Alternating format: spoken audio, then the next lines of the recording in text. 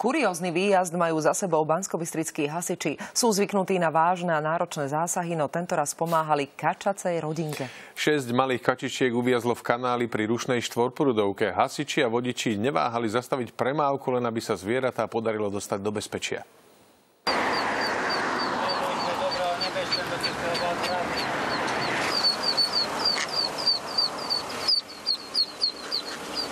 Zbadal som, ako po ceste beha kačička s malým. Zastal som a v kanáli som videl, že sa pohybujú ďalšie malé. 6 mláďat spadlo do hlbokého kanála krytého mrežou. Ich mama sa k ním nevedela dostať a pobehovala po rušnej ceste. Všimol si ju okolo idúci vodič, ktorý neváhal zavolať hasičov.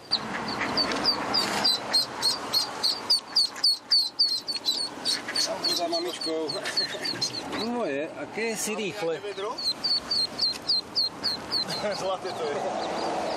Upozorňovali odstavenými blikajúcimi autami okolo idúcich vodičov na to, že sa na ceste niečo deje, aby spomalili.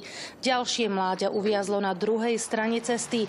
Hasiči liezli do kanála popri autách, ktoré cestou prechádzali. V premávke si tak museli dávať pozor aj sami na seba.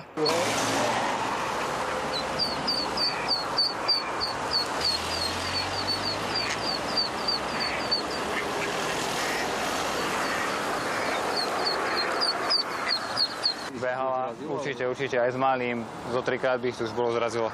Kačacia rodina prešla z Hrona cez 2 dvojprúdovky plné aut. Hasiči ich naložili do vaku a odviezli späť k vode. Všetky sa bezpečne vrátili tam, odkiaľ sa vybrali na výlet. Oni pôjdu za ňou.